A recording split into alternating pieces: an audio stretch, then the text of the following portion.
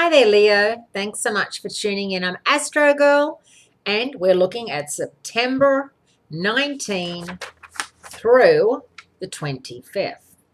And finally, a good week with a change of direction and two unique trines for Mercury.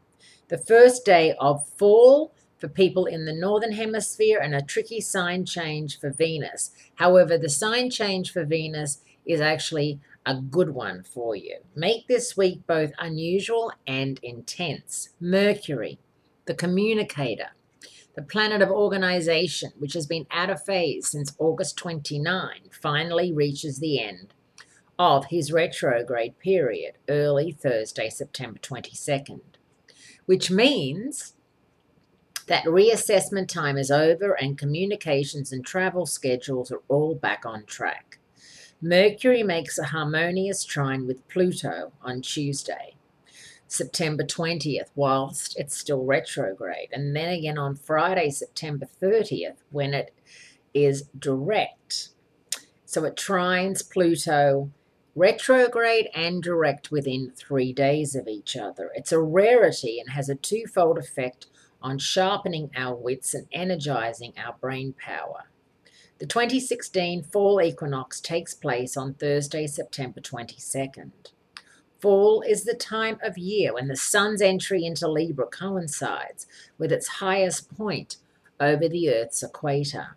On this day, the Libra sun rises east and sets due west, and everybody in the world receives approximately the same amount of day and night.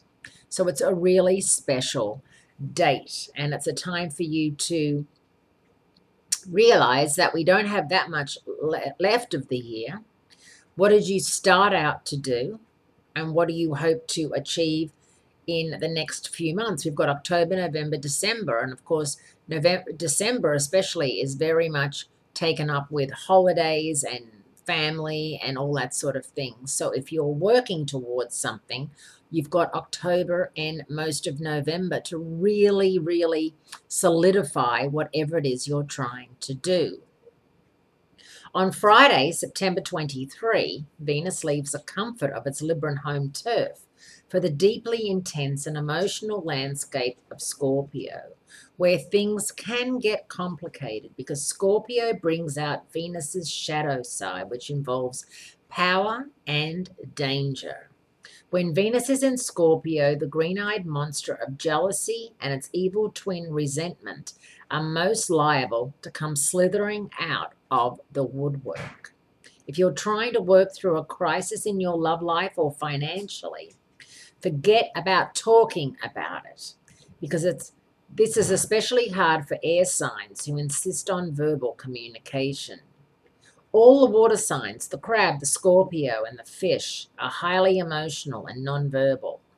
The only way through Venus and Scorpio's secret maze of dangerous feelings is to be like water, like yourself, find the path of least resistance, and go with the flow. So that's your stars for this week. Have a wonderful week.